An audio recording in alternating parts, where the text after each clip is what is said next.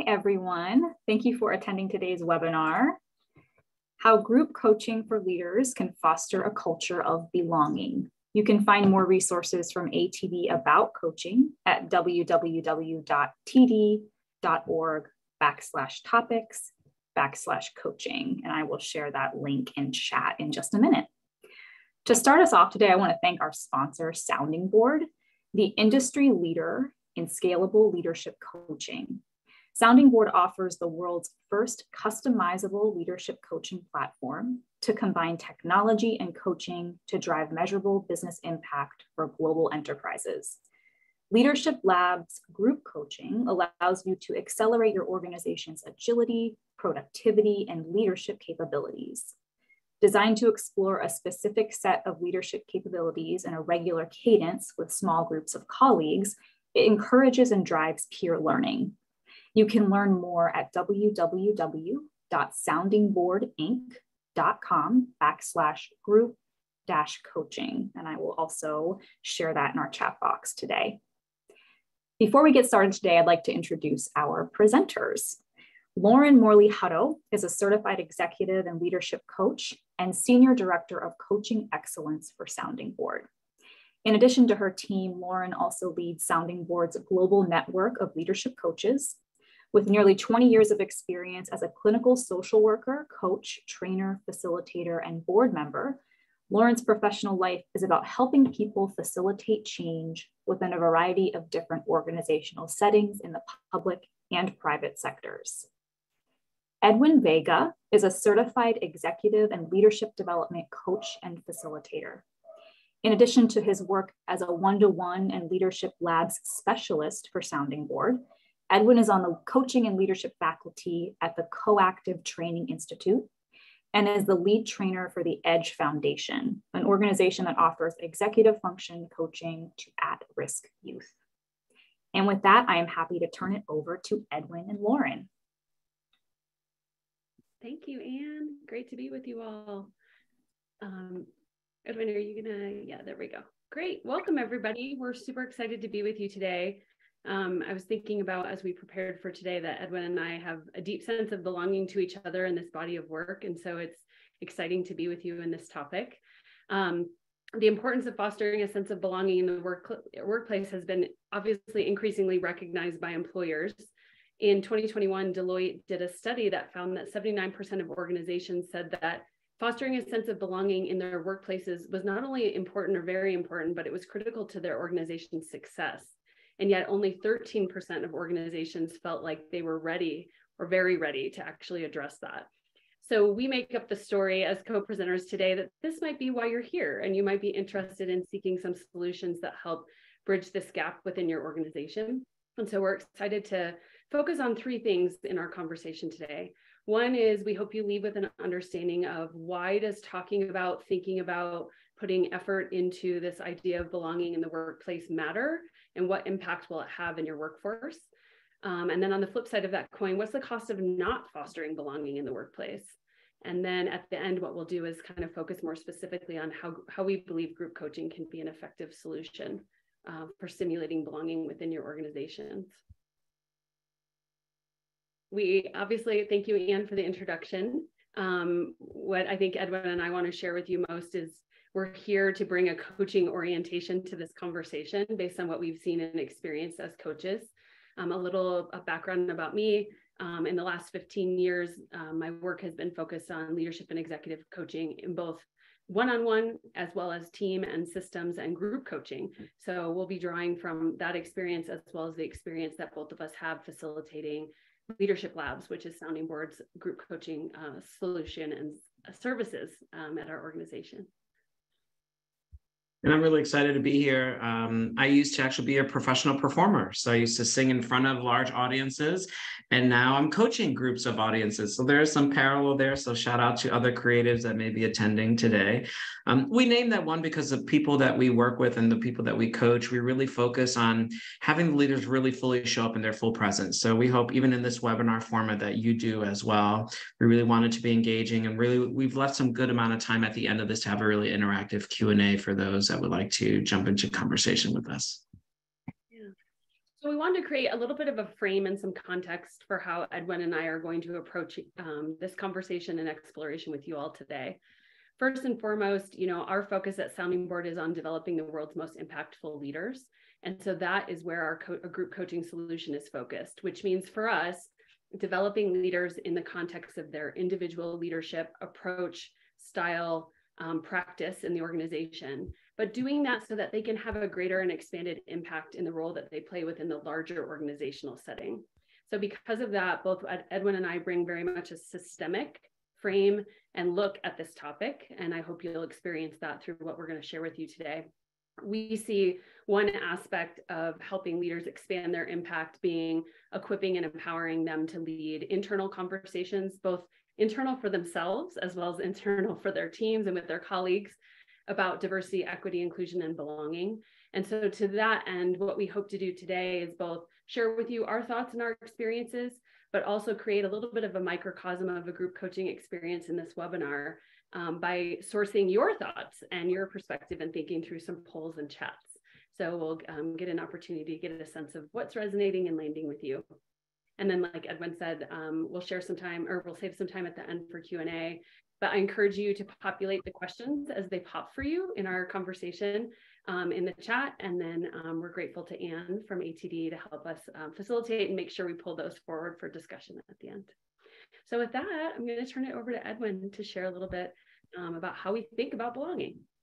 Thanks, Lauren. My role, I actually skipped over my role at Sounding Board, in addition to being coach, is also in the capacity of designing the Leadership Labs training experience for our group coaches, and then serving as a group coach in this program that really emerged before the pandemic and has really surged in terms of impact at our organization. And we'll really be focusing on belonging. So when we say belonging, and we actually do this in our group coaching sessions, we throw out a term, and before throwing our definition out, we'd love to hear from you. Feel free to go to the chat. How do you define belonging?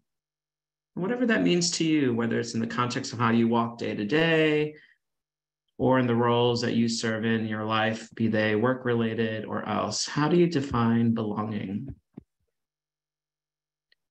And permission, as these are coming in, which is one, just great to see the cascade of responses. Feel free to take them in as they come in here.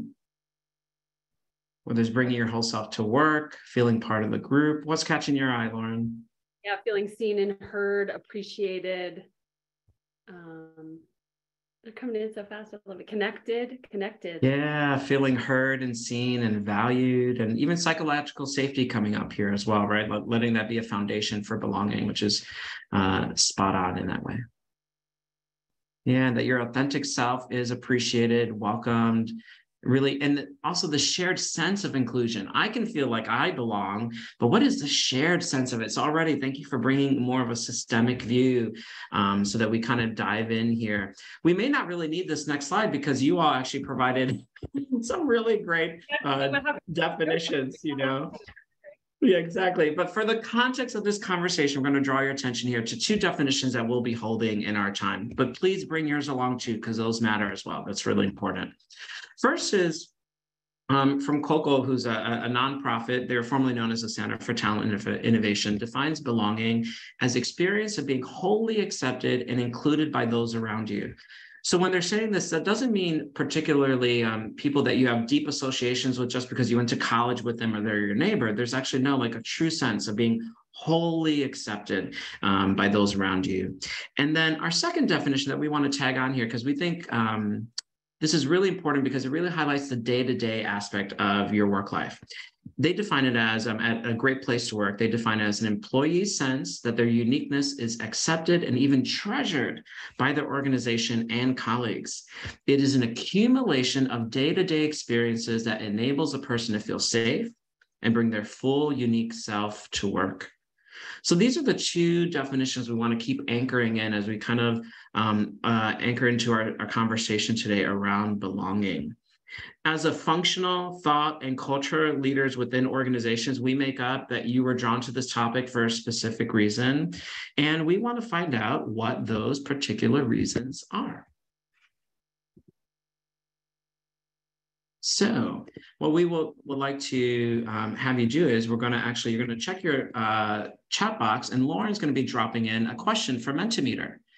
where we're going to ask you in one word, what do you believe is the impact on employees of having a sense of or experience of belonging within an organization? So make sure you go to your chat box here. And what I'm going to do is actually show our Mentimeter slide to see our live answers as they pop up. So one word. You also, oh, God, sorry. Yeah, there we go. If no one's ever seen this before, this is called a word cloud, which means the more people put one word in, it'll start to populate bigger and bigger on the screen. And some folks are adding in the chat too. Feel free to open the link to Menti and you can add those into the word cloud. We're seeing. Wow, productivity, empowered and optimized is showing up in the chat. Trust and safe as well. Engagement right in the center. Keep staying there. I'm also seeing other words like catching my eye around equity, right? And being progressive and security. Joy. Purpose.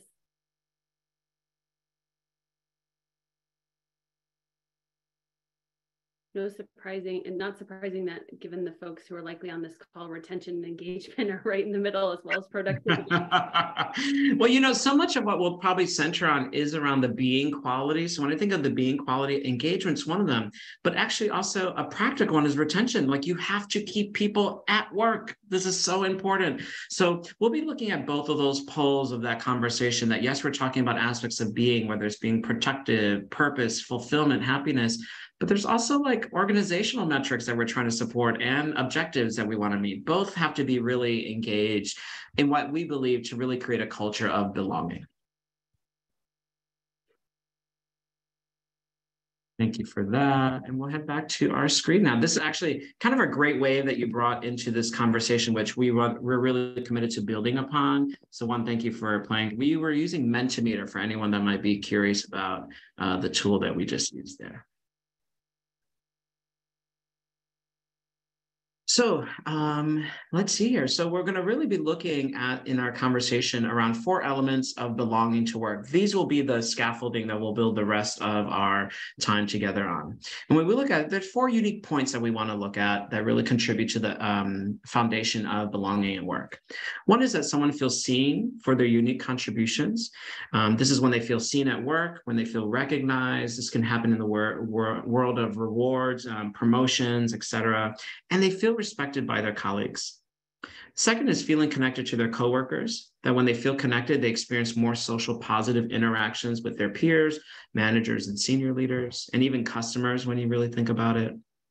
Then the third one, feeling supported in one's daily work and career development, that when they feel supported, they believe that others around them give them what they need to get their work done and to live a full life. We spend so much time at work, and we know that who you are at work typically shows up vice versa in your real life. So we want to make sure that they're more symbiotic. And then think about that, even with the pandemic, a lot of these lines have kind of collapsed and blurred. This is really important though, that they feel supported in that.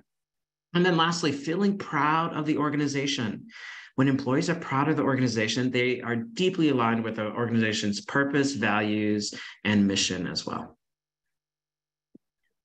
So at Sounding Board, we pay attention to what both the science tells us as well as what our experience tells us. So we wanted to kick off a little bit of this digging into this concept of belonging in the workplace by looking at the science. I think one of the things that's important as we kind of drill into each of these is to think about that it's really only through relationships that organizational work is carried out. So the products or organizational outcomes might be the externally visible product that comes from our work relationships, but we can't actually talk about work productivity, workplace culture without talking about the needs that human beings have within relationships. So you're probably asking yourself, why doesn't at an organizational level, is it critical to create a culture of belonging? This is a little bit of the science behind the why. The first is that belongingness is a core component of human functioning. So as a result, there are noteworthy effects on employees' abilities to think, their emotion, their behavior when they are experiencing what might be thought about as social exclusion, or the opposite of what we might say belonging would be within an organization. Belonging is also essential for employees' adaptability and well-being. So this concept and framing comes from the study of relatedness, which has to do with the development and maintenance of close personal relationships, as well as belonging to groups, which are one of our 3 basic psychological needs. Again, critical to just who we are as human beings, and certainly to Edwin's point, the amount of time we spend in our workplace, whether our workplace is at our home or not, is exponentially even more so. I thought this one was really interesting. Culture Amp found that belonging factors are most strongly and consistently correlated with employee engagement. So no surprise that the largest word in the word cloud that we just created was about engagement. You all see that. And it is actually the metric that was found to be consistently and universally connected to a person's workplace commitment and their motivation and their pride, back to what Edwin was saying. And I thought this was really key. Even when we account for differences across gender, ethnicity, age, sexual orientation, the data shows that an employee is more likely to be engaged if they feel like they belong. And then the last one, which comes out of Gallup, is really interesting. I was talking to my husband last night about this research, and this says that employees who have a best friend at work are 7 times as likely to be engaged in their jobs, better at engaging with customers. They produce higher quality work and a higher sense of well-being. And for those that work in this type of industry, they're less likely to get injured on the job. And he was like, a best friend at work? I don't have a best friend at work, and I've been at my job for 25 years. So I think it's time for him to get a best friend. Exactly, he needs a best friend, right? So I said, well, in sharp contrast to that, those without a best friend in the workplace have just a 1 in 12 chance of being engaged. So this concept of best friends, like, what is that really about? This is about, feeling connected to the people that you do the work with. So it's not just about what people are doing at work, but it's about who they are doing that work with. And do they have a sense of all the characteristics you all named in the word cloud and in the chat of, the feeling or sense of belonging that emotes for them as they're engaged in the daily grind of delivering and working towards organizational outcomes. I'm thinking of all the virtual happy hours different companies were doing and celebrations, or even when we're in the office celebrating birthdays. There's something here, a nuance that we're tapping on. Actually, this weekend went to a leadership retreat where I met someone who has 4 best friends at work. And she brought it up in conversation. I'm like, oh, you got to be kidding me. And then I told her about this webinar, which I just found fascinating, real life, 4 best friends. They travel around the world now. They've all been there for about 10 years. And so we want to kind of have you think about who are you in your work environment? Think about those around you, colleagues, mentors, people you're leading, people you're led by, and really think about the quality of the relationships. We're going to have you actually fill out a poll. You'll see a poll pop up here in the Zoom room that really looks at your sense of belonging in 2 different ways. The first one is really on a scale of 1 to 5, with 1 being the lowest sense of belonging and 5 being the highest sense of belonging. Where do you sit today as it relates to your personal sense of belonging at work? Feel free to let us know where you land.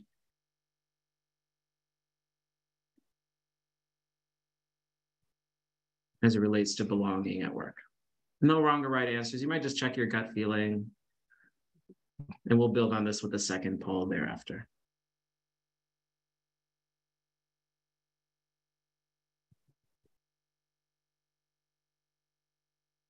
Wow. All right. Okay, so we're seeing, about a 20th percentile in the highest sense of belonging that you can have. And then kind of the larger median here, 70% falling within the 3 to 4 range as well. And then obviously some representation across there. And just take that in here, even as we're looking at this. Think of it as if we were an organization of 182 people. And this was the information we just got, the data that we just pulled. Just knowing that many people are in different places. Yeah, I'm mindful too that we have folks on this call who are likely thought leaders in their organization. So even calibrating these results to the folks who are helping facilitate perhaps what belonging in the workforce of their organizations could look like is interesting as well. Absolutely. You know, my numbers go to like, wow, I might feel like a 4 or 5, but my attention also goes to where is everyone else located, right? So we're talking about belonging. A lot of the conversation, we might focus on yourself, but then we also want to have the orientation to others, the belonging of others. So let's bring up a second poll. And the second poll is, what percentage of your workplace employees do you think would rate themselves at a 4 or 5 on the previous scale of belonging at work? What percentage might that be? You just take a stab at it. Might be in the top percentile. We've kind of broken these up into quarters here.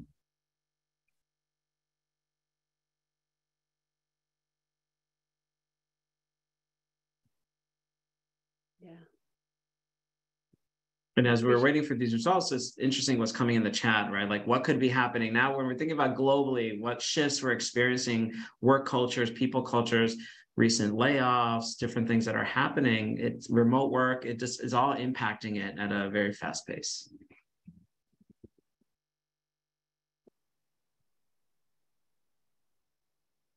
Oh, all right. Yeah, what's this say to you, Lauren? What would you kind of infer? Yeah, I think this is really interesting. I'm not surprised that we kind of have a little bit of a bell curve, right? I mean, one would make up that in organizations, you might see that naturally. Folks that have, been around for longer have more of that hook into the organization's mission, vision, the people that have been there. I think also given a lot of the dynamics in the workplace and market these days and the level of turnover we're seeing, doesn't surprise me that, for those that have maybe been at their organization for a while, again, thinking about who these participants on this call might be, this seems fair. What are your takeaways? Yeah, I'm kind of cross-referencing with the chat even where, based on what role you might be in, there may be certain barriers that exist that don't allow you to have that best friend at work. I think that fact still sticking with me. And, it's like, wow, imagine some roles may have, feel like there's limitations or not a lot of runway to have belonging based if you're working in compliance or HR or some other roles. And then we're even talking about remotely. How do you create, first of all, just a challenge to create belonging when you're in person.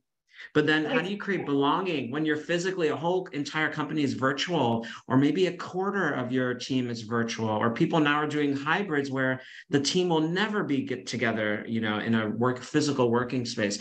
These challenges, I think, are nuances that are really important that you're highlighting. So thank you for bringing that in the chat box. Yeah, it's clear there's many, many complicating factors to this dynamic, right? Which also probably makes it hard for leaders and organizations to tease out really discerning and understanding what might be the pulse of people in this area. Yeah, thank you for participating. We'll have another poll coming up here shortly as well, so stay tuned. So we found some interesting data about why belonging in the workplace pays off.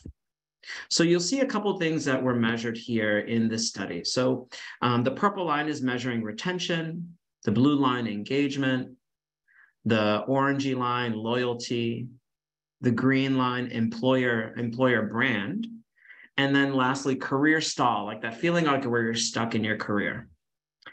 As the belonging scores continue to go up, you'll see that as quartile 1, 2, 3, and 4 at the bottom. As those scores go up, the number of professionals that felt more engaged, a higher retention, and felt really loyal to their company and had a high branding, like they thought it was a great place to work, that increased. So a direct positive correlation, that is belonging went up, all these other metrics, which we tend to look at when we're trying to really create a really thriving work environment, they went up. And as belonging went up as well, people's sense of their career trajectory actually went down in terms of feeling like it was stalling. So the more a person felt a higher sense of belonging, the less that they felt like their career was stalling. And I find this interesting just in their language here, because I could be advancing in my career, but I could feel like I'm stalling in some ways. Or maybe I don't get an advancement. And this is saying, like, even when people feel like they have belonging, even if their career is not moving up, they still could have a lot of fulfillment around that. Like their metrics really focus, that what they're focusing on really changes. Well, and I also think about the flip side of this, which is leaders that I've coached who have been very motivated to advance their career and less attached to where that happens. So sense of belonging, almost like they're driven by the career advancement, and are willing to negotiate some of these other items, which is about retention, loyalty, engagement, and connection to a specific brand. So you could think about it kind of, you might have people in your workforce that fall on either side of these. Yeah, and also like I really feel like oftentimes, if you remember, engagement and retention, actually, this is funny now looking back to the word cloud. Engagement and retention were the two high ones that popped up in the word cloud. And if you think about it, those are more the easy external visible factors that we look at maybe for belonging. But what about loyalty and employer brand? Those are ones that are kind of a little bit more harder to grasp in some ways, harder to kind of root for or train on.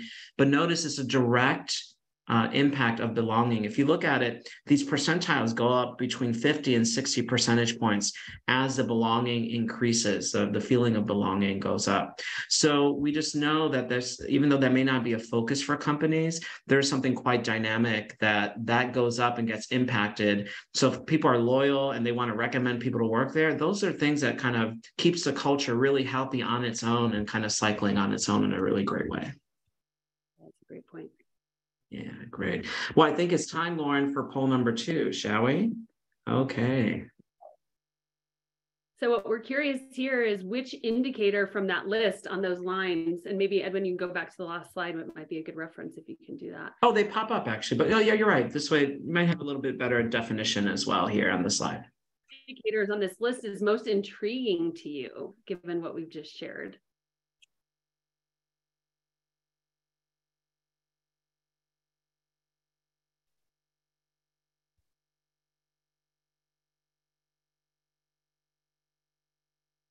And I'm loving what's coming up here in the chat around intentionality being really important, maybe even more so during the pandemic, as we're kind of still kind of dancing with where are we, where might we be going? Nothing happens typically unless it's really intentional, especially as thought leaders. This is so important to think about, where am I putting my focus? Ooh, interesting. All right. I'm intrigued. I think the career stall, this is an interesting, that engagement and career stall, there's almost like an interesting pairing there, right? There's probably, what I'm surmising here is that the more you think someone is engaged, the less the stall will be happening. Like there might be a coupling here in some way. Yeah, what that also gets me thinking about is how these pieces are all connected. How some people in your organization might be looking for the career advancement opportunities, and that is what retains or engages them. And some people might be looking to be engaged and connected and care about the brand. And there's a byproduct that comes with then advancing those folks in the organization. Again, different populations of people that might be in your workforce. Well, this is a great tee up, seeing that engagement was one of your highlights. Let's go to the second poll, which builds right off of engagement. So that's just maybe also addresses the question in the chat about lack of engagement contributing to stall. So when you have had stall in your own career or lack of fulfillment, would you attribute this to lack of belonging in the workplace? Now we're kind of going full circle to where we started today. And yes, we're forcing you into a yes or a no here. Yeah, we know that's probably not the best way to really get your full perspectives.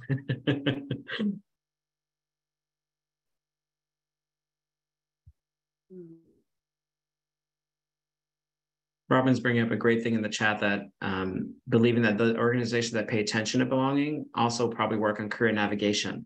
There's so many things that I love what you're bringing up here, Robin, that there are probably so many things that are actually connected that when you start focusing on belonging, the umbrella of what you pay attention to really matters. Wow. So 63% of you have said that when you have had a stall in your career or you weren't feeling fulfilled, you would attribute this to a lack of belonging in the workplace. Wow, that's interesting. You know, also it's probably something when you think about it, belonging is kind of the thing that folks really aren't talking about or naming. And so by doing it here, then of course, then it's probably attributing what we're really seeing in the zeitgeist now around silent quitting, and this essence of people really kind of moving back away from their jobs in a way that is trying to be unseen. This happens silently when you think about belonging and how it operates and how it's kind of hard to measure in some ways as well. Well, and we want you to think about like the quiet quitters the silent quitters. I've heard it called different things, but it's like, what would be the indicators internally? Like some of this science and data is kind of showing you maybe how to look or think about discerning what that looks like in your organization a little bit differently. Where we want to turn now, so we've been focusing quite a bit about what's important about fostering a culture of belonging in your organization, why it matters, what's the downside of when you don't have it. Next, we just want to spend a minute before we move into talking about group coaching to talk about how you naturally harness the power of groups in the workplace. When Edwin and I were kind of putting our thoughts together, we realized, groups, so we think of groups as like 2 or more people within an organization that are focused on something. They're focused on a task, an experience, maybe a shared sense of identity around something. But they organically create a really fertile ground for belonging within organizations because they can become a microcosm of this larger organizational system. And so typically in organizations, groups are centered around doing the work. So within teams or functions, groups come together, they're co-creating strategy, they're work planning, they're getting aligned around things, moving the work forward. But there's likely already been a number of other ways that your organization has harnessed the power of groups now or in the past that go beyond just doing the work. So things like employee resource groups or on-site or off-site, depending on where you are, team retreats. Even leadership teams or cross-functional leadership teams are a place where people can come together. Corporate volunteer opportunities. I was just on LinkedIn this morning, saw some people doing that. Different cross-functional trainings, but it's in these unique spaces like these that you might be bringing people together, maybe cross-functionally, people who aren't spending the day-to-day, and they're really likely to feel normalized or validated in their human experience or being a part of your workforce. And it can demystify or even help them understand, oh, when I'm with other people who have a shared level of leadership in the organization or a shared level of shared personal identity.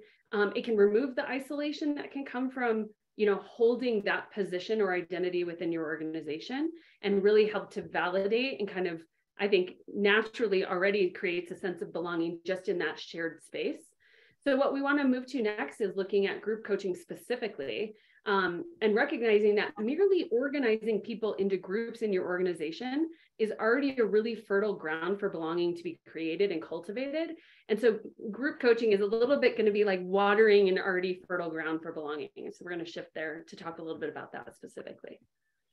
Some great activity in the chat box, especially around, if employees sometimes feel like the issue is wrong with them versus thinking it's about belonging, right? Our natural human inclination typically is, what did I do? What is it about me? Or I'm isolated in this experience. When we're talking about the power of group coaching, and I see it countless. I just had a new group coaching client last week. And the takeaway from the session that 3 out of the 6 people that said they attended was, I thought I was alone struggling with X. Whatever issue they were dealing with, like literally like as if a light bulb had never been lit in this room before. And it's like, wow. So I just want to highlight, I think you're really tracking well with what we're talking about here today. And when we put the focus on belonging, this is where group coaching can help. The first element we're looking at, which we briefly introduced, was about feeling connected to your not feeling connected to your coworkers. My chat box is blocking my view. Being seen for one's unique contributions. So sometimes even when we're really rolling out group coaching at organizations, typically they're picking high performers, high potentials, people that would really thrive in an environment to be supportive of each other. The fact that they get selected for group coaching alone really feels that sense of like, wow, my company sees me, they value me. And not only do they value me for what I bring, they want to help me get to the next level. So that's really important that, we really believe that group coaching uniquely helps to scale belonging in organizations in this capacity. When they get together to really support each other's leadership development, what we find is that what transpires is more space and energy to build their leadership capabilities of the teams that they're leading. So they get to do it at a level with people who have typically the same title as them, same responsibilities. These are groups of people who typically are not coming together to do work. Yeah. And if they come to do work, they're not talking about how to do the work in terms of like who they are being as a leader. It's more focused on the product and the end result. So we know when people are being seen for their contributions, they feel seen at work, they feel recognized. It just really kind of advances what we're talking about in terms of feeling that sense of belonging. Lastly, I want to highlight, it's a great space for folks who typically may not be able to lend their voices in other spaces. Whether they're more on the introverted side, which I really truly believe there's a superpower in being introverted, and we need to really harness that. Group coaching allows in a smaller space for people to lend their voices, and they may be actually sharing perspectives and ideas that may be valued in a way that they haven't been able to share otherwise, with colleagues who can directly take it, be inspired, and find their own version to make that real in their own way. Yeah. Anything here you want to add in, Lauren? Yeah, there's a good question, a couple of questions. How are we defining group coaching in this context? Good question. The way we think about group coaching and organize our engagements at Sounding Board is about bringing leaders who are identified as peers within an organization into a closed group experience, somewhere between 3 or 6 months, usually 2 90-minute sessions a month. A group is anywhere from 6 to 10 leaders. And like Edwin referred to, our goal is to populate groups with leaders in an organization who aren't working together day in and day out, because we're asking them to bring their leadership experiences, to reflect on those, to identify their own opportunities for growth and development as leaders. And we want to make sure they're doing that with people that maybe aren't in the next meeting they're about to go into. Sometimes it's harder to do in smaller organizations, but back to what Edwin was just saying, it helps people really share thought leadership around leadership and the daily practice and art of leadership in their organization in a way that's new or different. So even if you have a functional leader in your sales department connecting with a functional leader in your product department, they're likely not thinking about leadership the same way. So it's not only is what they're sharing kind of new to other people, but it is unique, and it does help kind of pressure test the way they've naturally oriented just from their style or approach to leadership. Well, in your example, Lauren, that's where then we also get more organizational alignment, because teams are working together in certain ways that they normally don't have time to do. So it's a neat way in that capacity. And these sessions are typically, have a limited number of people in them, which allows people to have more space to explore and connect. Speaking of connection, the second one that really the element that stands out is about feeling connected to your coworkers. We talked about that best friend example. A couple best friend examples came up in the chat box. Just being with people in conversation about leadership automatically usually invites a sense of belonging, right? It allows people to connect the dots that may not be happening on their day-to-day sense of leadership as they're completing their work. Leaders can be creative in thinking through with one another the issues that they identify and how to choose to be a change agent in addressing them. Oftentimes, some of the sessions happen where people are saying as if they don't have any control or any power. And obviously, we know from coaching, we're really calling people forward is well, this is happening at the organization, but what do you want to do? How do you want to be empowered? And when that happens, it's almost like the whole space of leaders starts to align in a way that's way more powerful, regardless of whatever title or role that they may be having at their organization. The power of bringing in these cross-functional leaders really amplifies that as well. And what we see naturally happen is they begin to coach each other, challenge each other in a way that's unique to environments that typically are a little bit more reserved around that kind of engagement or feedback with each other as colleagues in the workspace. Yeah, the reality is most organizations are not spending time. I mean, we were going back even to people talking about how hard it is just to connect with people in a more virtual or hybrid work environment. But the reality is leaders are likely not talking with each other about what's it like to lead your team today? What's it like to lead within this organizational culture, given the dynamics and the market and what we're up against? So this can feel like a very, in some ways, new, often extremely vulnerable space, and also really creates a lot of depth just for people to slow down in the day-to-day and be thoughtful about literally the next meeting you're going into. How are you showing up in that space? What choices are you making as a leader? How are you thinking about the influence and impact that you can have? And so recognizing that even sometimes there's other people in the group who are also not slowing down to think about this can have you feel connected to them and recognize, oh, okay, this is part of just the experience of leadership for us. And some good questions are coming in more about the nuts and bolts of what compromises, what these sessions are like and how they're run. We'll tap on that during the Q&A just so that we can keep the momentum of these 4 pillars, because you're asking great questions. So they can be tracked, and then we'll make sure those come in the top of the Q&A when we get there. Thank you for bringing those forward. The next element that we want to look at is about feeling supported in one's leadership development. So when employees feel supported, they believe that others around them give them what they need to get their work done and to have a full life. So this puts a gap in the noise that leaders typically are having to deal with all the time. The volume of noise in the day-to-day in an organization is so deafening. And what group coaching does, it has a leader put 90 minutes on their calendar to block out from all work distractions, to connect with other leaders, to bring topics that are important to them, and to make progress on those, not only for myself, but to support others in having progress as well. Developing and expanding the mindsets and behaviors of your leaders through group coaching experience is how the experience of belonging to a shared professional development experience within group coaching, that then begins to spill over so that they can learn and build that experience, hopefully in their teams. So when we always end a session with what are insights and specific actions they're taking away, the minute they hit their exit button, they're going to another meeting. We know that it spills over. So this is a way that we're seeing that we can really scale this effectiveness in terms of belonging to the culture. And then also leadership development through coaching requires grounding leaders in a global mindset and context. Like, you cannot detach what happens within the workplace from what's happening in the world. We know what happens when companies do that. They typically tank. It just goes down fast. People are affected by the world around them. So we need to coach them in the context of what's going on around them so they can make progress, again, not only for what's going on now, but what comes in the future, which we know is typically very uncertain. Another aspect of which you talked about earlier was about that each leader experiences that they're alone. And so others journeying with the same struggles therefore have more alignment and more accessibility to options and how to improve.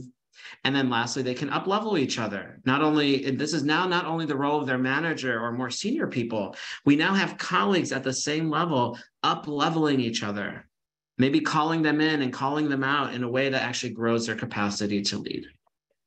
I want to add one other thing too, and this goes to that third bullet about the global mindset and context. At Sounding Board, we believe that both horizontal and vertical development matters, meaning horizontal is what are the knowledge, information, skills you need to do your job. There's clearly a space and a place for manager training, new leader training within your organization.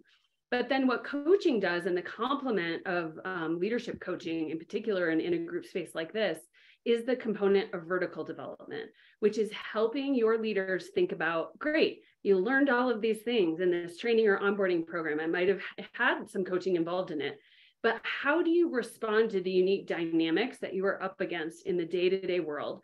So, I mean, we all can look back at the last few years, if that was not case in point of the fact that, you might have the skills and knowledge about what you're supposed to do, but translating that into the daily reality of what's happening in our world, what's happening with the people that you manage, that is a more nuanced level of development that requires a level of strategy for that leader to say, how do I leverage the skills and talents that I have in unique circumstances? You have to apply those and adapt those. And so that's really like, just to hone in again on like, what's the intention of a group coaching space? It's looking at the complexities of the day-to-day. This isn't just about writing a curriculum and delivering content. This is really about deepening the thinking of leaders to be able to apply what they already know in the day-to-day realities of work. Well, I think when that happens, then it kind of leads us to our next point of belonging, about people then feel proud about their organization. These are the things where people are just singing it from the mountaintops about the level of excitement they have for being at work, for what's being done at work. Leaders bring in conscious connection when this happens around the values, the mission. It may be explicit, but what's most important is if it's just happening naturally, right? That this becomes a default, a part of the work DNA, that they're carrying that forward to each other, that it scales or trickles down from the top leadership who have made this decision and pointing it forward. Also, approaching culture change through the development of people who are the culture, right? These leaders, this inherently changes the paradigm and experience of leadership within an organization, which when we change that leadership within the organization, it then makes a direct change into the cultural experience within that, hopefully more belonging. And then lastly, when this happens, leaders begin to attribute the benefits of group coaching to the people in their group and to the company at large. because the benefits are being directly attributed back to the organization, right? These goals, these imperatives that they're leaving each session with a sense of, wow, I'm going to ask more questions in my next one-on-ones rather than talk more. Oh, wow, Lauren taught me about this trick about how to really engage my team in a team meeting where before everyone was silent. I'm going to try her advice and maybe add a little version that I would add on to. So you can see here that really logically, I never thought that feeling proud of the organization would be a tent pole here, but it actually does really help sustain and add a lot of gravitas to increasing belonging in the workplace. I think you also, this is so great. The second point about developing leaders to change the culture, I think the other part that gets validated, normalized, and a little bit challenged in a group coaching space that I think Edwin and I might say this from our experience is this notion that, especially when you're coaching mid-level managers, there can be the easy default of like, well, just fix my boss, you know? And instead, what we can do here is actually simulate how you're leading every day is creating the culture. So if you are empowering, especially mid-level or even newer managers to understand that they have influence or control over the lived experience for themselves and their team in the workforce, no wonder they're going to feel a greater sense of pride in the organization because they're going to feel empowered to influence the spaces and places in which they work. Yeah, it's you can just tell there's nothing is acting independently within all of this, right? Everything is connected. There's the minute one, it's like dropping a pebble in water and you see the ripple effects. When we're talking about belonging, diversity, equity, inclusion, they're all really interconnected. And we want to take some time just to share some simple data points that might kind of really drive home everything that we've been underlining today. Yeah, so, here at Sounding Board, the data that's come out of our delivery of group coaching really punctuates everything we've been saying today about the power of belonging. It was really cool for Edwin and I to look at our data points and then connect that to these elements that we've been naming, these kind of 4 essential elements of belonging. I don't believe in reading at people, but I'll give you a minute, but you can see, in the upper 90s of the leaders from our group coaching engagements and programs, they've overwhelmingly said that they have a greater sense of belonging in their organization as a result of the group coaching experience through things like being seen for their contributions, making sure that the coaches ensure that different members' voices could be heard in the experience. Everyone had an opportunity to contribute, and that they felt encouraged and stimulated by the coach to actually share openly with their group members. And then on the next slide, feeling connected to their coworkers and feeling supported in the daily work and career development. Our leaders help to co-design the experience with their colleagues and with their coach. So there was a question, these are facilitated by a coach, and that the coach really helps to design what the experience will be like, which allows them to have ownership. It also drives open communication, which again, the vulnerability that comes with that essentially drops people into a space of trust and connection with their colleagues. They've reported that their coach validated their experiences. So it's also, again, a part of there are other people like me in the organization. There are other people thinking like me or experiencing similar things. And then leaders also report that they can immediately apply what they've learned from the group coaching experience in their daily work, and that they also wouldn't have achieved the growth independently that they achieved through this coaching component. We have a hard focus on helping them apply their both knowledge, skill, developing leadership capabilities to help them navigate the complex dynamics of organizational and workforce leadership. And so being able to have this space where they not only see other people are doing it, they get ideas and they can quickly apply that, actually is what builds not only their capability in the organization, but their confidence. So I think those pieces are critical. It's great what you're underlining. I just want to highlight the 87% that leaders reported that they can immediately apply the learning forward. I love facilitation. I do a lot of facilitation, but what typically happens, because we're not doing team coaching in those moments, is that leaders are really excited about what we're teaching and what they've kind of learned through it and experiential learning, but they know there's a wall that they're going to hit because they're either in their organization or this leader won't support it or this or that. But what happens is through the power of group coaching, that wall gets moved out because 4 other people are helping them push through, to challenge them, to break through. So it is a really neat thing that, like, obviously there are many ways to kind of support leaders, but there's something distinct there that I'm just even noticing in this conversation that is really distinguished from a facilitated experience, where I think recently HBR put out an article, I think Lauren, we share with our group coaches about the power of peer-to-peer coaching. And that's what ends up happening in these group coaching sessions. That's just really magical to see the leaders really take their own initiative. Which then spills over, like back to what we were talking about at the start, that peer-to-peer coaching. They now see people in the organization as a thought leader or a sounding board for helping them to think about and stimulate their leadership in those day-to-day moments. So Edwin and I have explored a lot of different angles today in looking at what it takes to foster a sense of belonging at work, why it matters, and how group coaching can be an effective solution for that.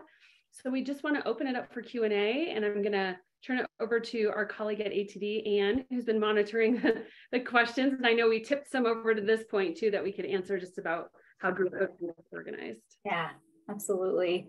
This has been an incredible session. I appreciate everyone's engagement in chat.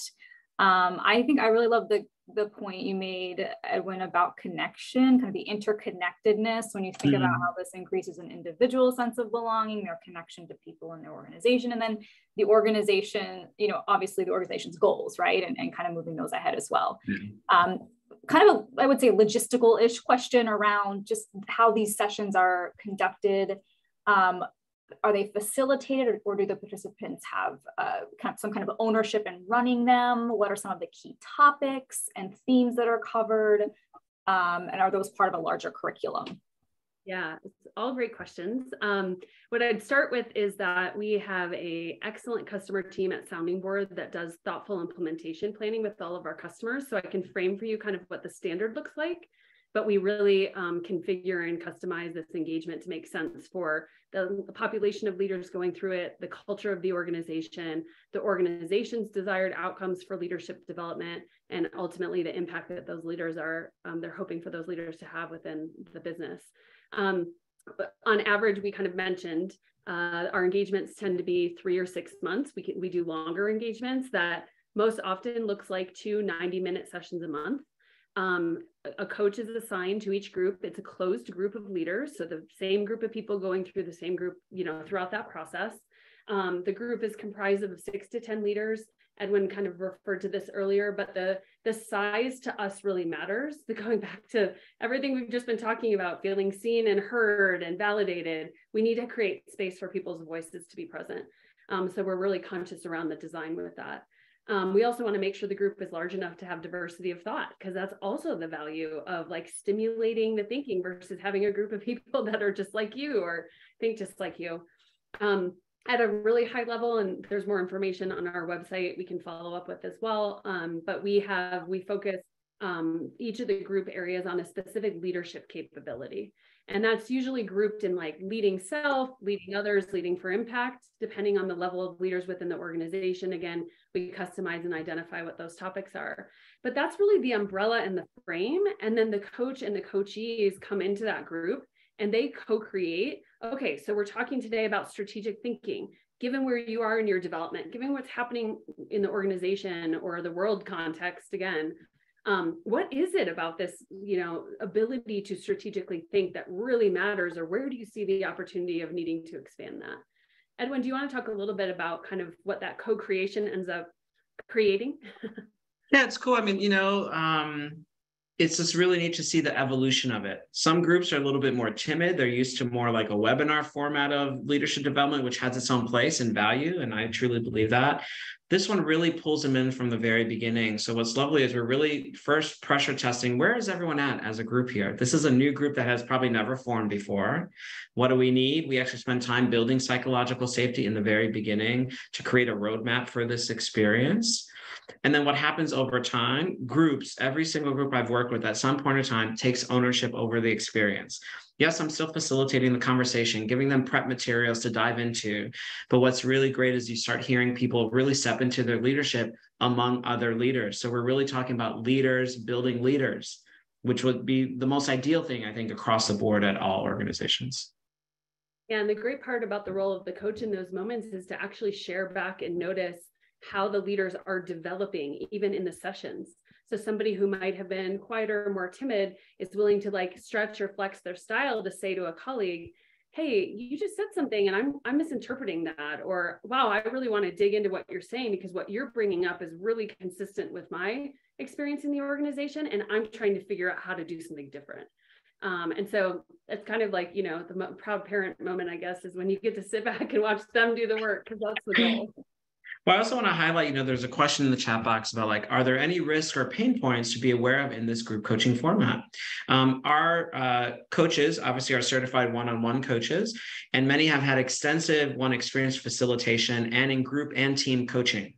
So while we are not doing team coaching where everyone's coming from one particular team, there are dynamics that come up in the experience, and we are trained to really slow down, normalize what they're experiencing, and give them what they typically aren't getting day to day, which is space, so that others can witness them. And actually, so they realize like, wow, this is just not affecting me. This is happening at a larger level. And I find even at heightened moments of emotion, which have happened during there have been a number of waves of layoffs when I think about back to 2020 to now, and we're going through another cycle. Oftentimes we have to say, put away the topic. What's going on right now in this group as we're kind of arriving here today? So our coaches are really trained to deal with that in a way that's productive, that's seeing the person for what they're going through, and then allowing the group to take responsibility to how best support that person or the theme that's been brought up. And what happens in that moment is our coaches are helping the people see how right here in this moment, there is an opportunity for you to lead in how you're showing up with each other. So we're actually using what comes out in the coaching to be able to be part of framing the leadership development agenda, which is the overall goal of the process. Can you talk a little bit more about conflict? There were a couple of questions around this. So in particular, obviously there's many purposes of this group coaching model. Is dealing with interpersonal conflict among leaders one of them? Is that something to maybe avoid for this model, or kind of expound on that a little bit? Well, two things. One, Edwin referred to this is group coaching versus team coaching. So team coaching would be you're working with the leader and an intact team, they're direct reports, and you're focused on how is that team functioning, building kind of a higher functionality within that team to be able to produce the outcomes they're responsible for in the organization. What we're bringing together are leaders who are seen as peers. They see each other as peers. So they're often in shared or similar positions of leadership. They often have very similar backgrounds or exposure to different types of professional or leadership development experiences. So not to say that conflict doesn't show up there in the same way that it could within a team environment, but the conflict often looks more like difference of opinion or perspective about what's happening in the organization. And so, Edwin and I come from a frame that conflict is a signal that something's trying to deepen or open, or there's an opportunity here. So our coaches really know how to be with, recognize, and handle that in the moment to help people get curious around what are you holding tightly to about your perspective? What's challenging about, what this person is bringing forward? What's true about it? And maybe it's the truth that's hard to hear, right, or appreciate. I'm giving simple examples with the time we have, but I think these are ways in which we're helping them actually lean into conflict, because as a leader, you are responsible for not only helping to facilitate healthy conflict in your team, but also modeling how you do that with cross-functional leaders in a way that's not personal, but is actually productive for stimulating healthy debate, innovation, strategy can come out of really strong differences of opinion. Mm-hmm. What would you add, Edwin? Well, even I've had a group coaching session, and I think once people get there, they're like, oh, this is what this is about. Like, I actually have to lend my voice. I have to be on camera, away, turning off distractions.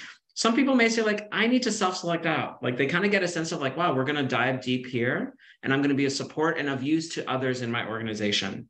And we've also had times where participants raise their hand saying like, I actually have a lot of influence with the people that are in this room. I would love to be put in another group.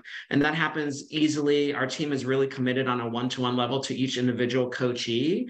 And then obviously Sounding Board's doing really intentional matching of making sure the group coach also might be the best fit for the group of leaders.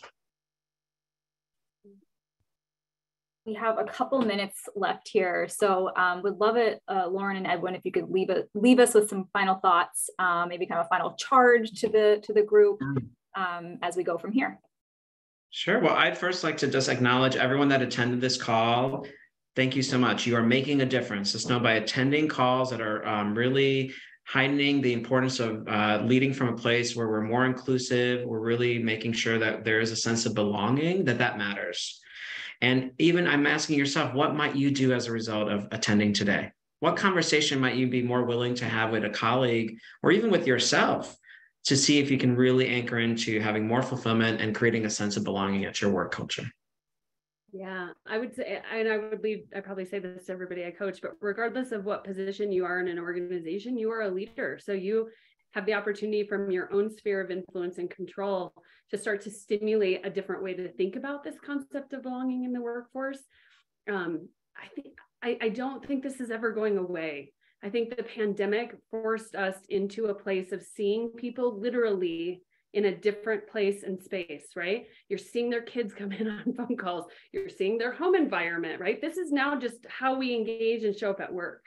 And so I think people are expecting it and they're needing it to feel sustained, especially in a virtual or hybrid workforce, which I know a lot of people have been transitioned into and holding on to as a result of that too. So I would say it's possible. And I think everybody on this call has an opportunity to influence what that culture could look like. That's great. I think someone asked about the white paper, Lauren, in the chat box. Can you just speak to that real quickly? Yeah, we do have a white paper coming. We'll be following that up this webinar with that too from Sounding Board on group coaching in particular and stimulating belonging in the workforce. Yeah, great question. Wonderful. Well, thank you again, Lauren and Edwin. Thank you to Sounding Board for sponsoring this webinar. It's been excellent. And thanks to all the attendees for being here, for engaging. I'm glad that you had some great value from this hour. So have a wonderful day. Bye, everyone. Thank you. Bye, everyone. This concludes today's webinar. We thank you all for attending. The recording will be available at webcast.td.org. We will send our registrants an email tomorrow with this link. Please visit our event calendar to sign up for future webcasts at webcast.td.org/events. Goodbye.